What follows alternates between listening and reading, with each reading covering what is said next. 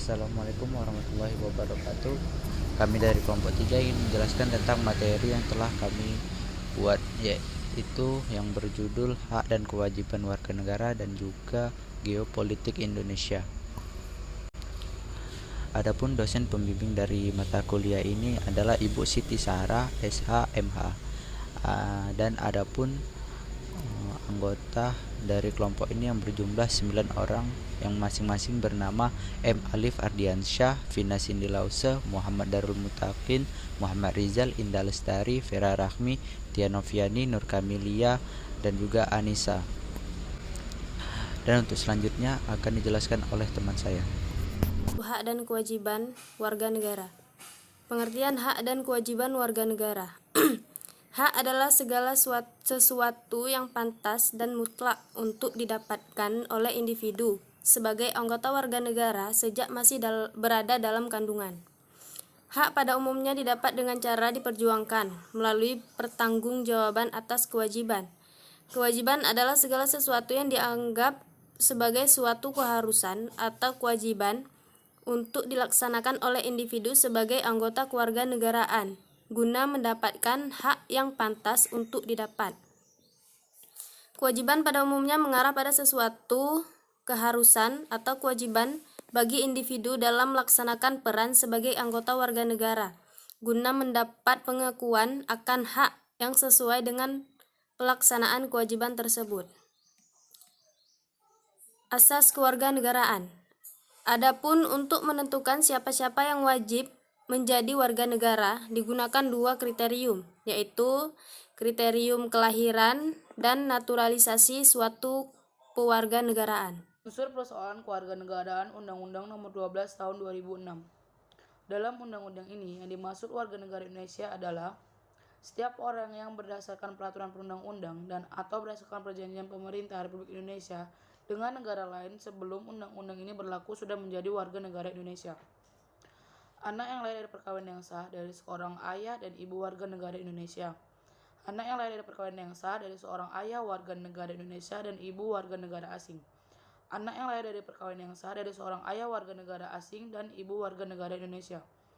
Anak yang lahir dari perkawinan yang sah dari seorang ibu warga negara Indonesia, tetapi ayah tidak mempunyai kewarganegaraan atau hukum negara asal ayahnya tidak memberikan kewarganegaraan kepada anak tersebut. Anak yang lahir dalam tenggang waktu 300 hari setelah ayahnya meninggal dunia dari perkawinan yang sah dan ayahnya warga negara Indonesia.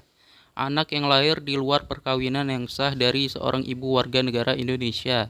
Anak yang lahir di luar perkawinan yang sah dari seorang ibu warga negara asing yang diakui oleh seorang ayah warga negara Indonesia sebagai anaknya dan pengakuan itu dilakukan sebelum anak tersebut berusia 18 tahun atau belum kawin. Anak yang lahir di wilayah negara Republik Indonesia yang pada waktu lahir tidak jelas status kewarganegaraan ayah dan ibunya. Anak yang baru lahir yang ditentukan di wilayah negara Republik Indonesia selama ayah dan ibunya tidak diketahui. Anak yang lahir di wilayah negara Republik Indonesia apabila ayah dan ibunya telah mempunyai kewarganegaraan atau tidak diketahui keberadaannya.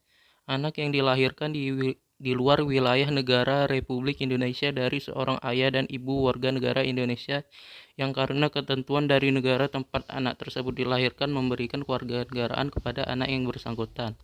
Anak dari seorang ayah atau ibu yang telah dikabulkan permohonan kewarganegaraannya, kemudian ayah atau ibunya meninggal dunia sebelum mengucapkan sumpah atau menyatakan janji setia. Geopolitik Indonesia. Pengertian geopolitik. Geopolitik berasal dari kata geo dan politik. Geo berarti bumi dan politik berasal dari bahasa Yunani politi. Poli artinya kesatuan masyarakat yang berdiri sendiri dan teia artinya urusan. Geopolitik biasa juga disebut dengan wawasan Nusantara.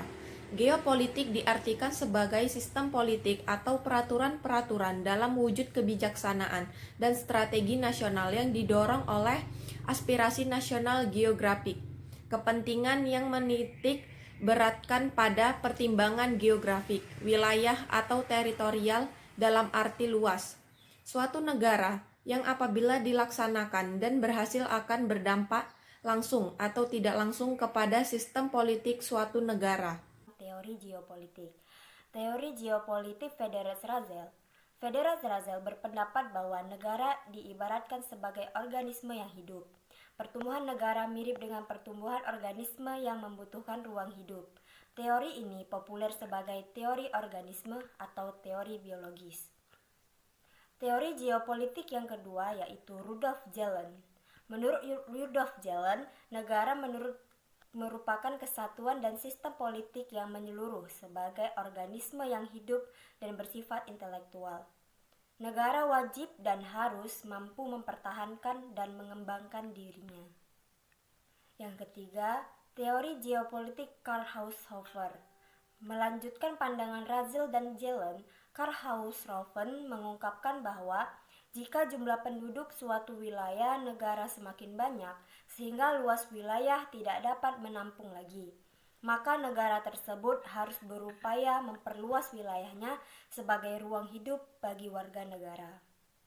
Teori keempat, teori geopolitik Sir Haldor Mackinder. Teori Mackinder menganut konsep kekuatan darat dan mencetuskan wawasan benua. Teorinya menyatakan, barang siapa dapat menguasai daerah jantung, yaitu Eurasia, Eropa, dan Asia, akan dapat menguasai pulau dunia. Teori kelima, tentang teori geopolitik Sir Walter Raleigh dan Alfred Teilhard.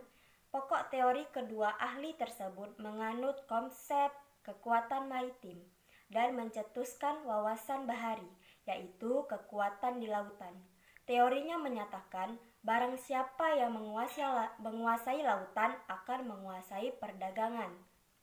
Teori keenam, yaitu teori geopolitik William Michel, Albert Seversky, Julio de Hatt, dan John Frederick Charles Fuller. Keempat ahli geopolitik ini melahirkan teori wawasan dirgantara, yaitu kekuatan di udara, dengan pemikiran bahwa di udara memiliki daya tangkis yang dapat diandalkan untuk menangkis ancaman dan melumpuhkan kekuatan lawan. Indonesia sebuah negara kepulauan. Yang pertama, zaman kolonial Belanda. Di zaman kolonial Belanda, wilayah Indonesia berupa wilayah daratan saja, sedangkan wilayah laut teritorial tidak pernah diukur. Yang kedua, Deklarasi Juanda.